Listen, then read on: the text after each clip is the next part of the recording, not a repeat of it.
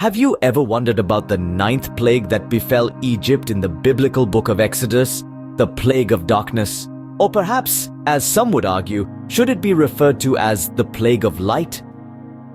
Today, we delve into the teachings of the Kedushas Levi on Parshas Bo and attempt to unravel this enigma. In the book of Exodus, it is written, "Then the Lord said to Moses, 'Stretch out your hand toward the sky so that darkness spreads over Egypt, darkness that can be felt.' So Moses stretched out his hand toward the sky, and total darkness covered all Egypt for 3 days. No one could see anyone else or move about for 3 days, yet all the Israelites had light in the places where they lived."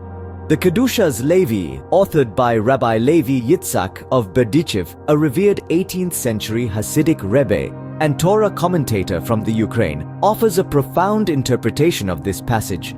He draws our attention to the wording used in the text. Rather than saying, "The children of Israel were not in darkness," the text states, "All the children of Israel had light in their dwellings." The words chosen are not of absence, but of presence, not a lack of darkness, but an abundance of light. The Kedushas Levi proposes that the darkness that fell upon Egypt was not merely the absence of light, but a darkness so profound, it was tangible, it could be felt.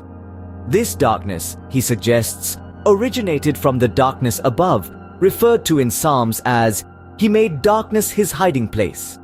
This is not merely the absence of light, but a purposeful concealment, an obscuring of the divine light referred to in Kabbalistic teachings as the hidden light. The Kedushas Levi explains that the divine light is infinite. When God chose to create the world, he contracted his light according to the capacity of the recipients, creating various spiritual realms, each receiving divine light according to their capacity and status.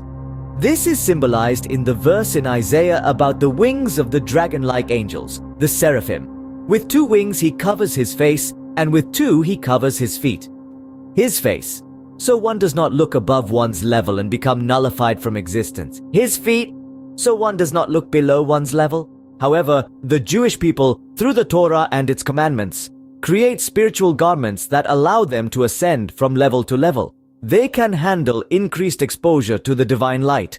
On the other hand, the heathen nations of the world, such as the ancient Egyptians, lacking the Torah and its commandments, remain on one level. When they are exposed to the higher divine light, it becomes their downfall. This is hinted at in the Talmudic statement about when Rebbe Shimon bar Yochai saw a wicked man. He placed his eyes upon him and he became a heap of bones, meaning that when the wicked man saw with Rebbe Shimon's eyes, his innermost being was revealed, and this destroyed him.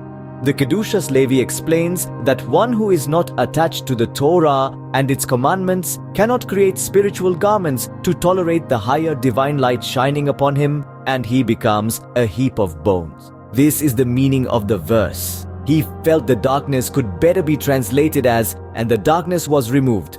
God removed the constriction, the darkness, exposing them to the higher divine light. For those without the Torah and its commandments, this was their downfall.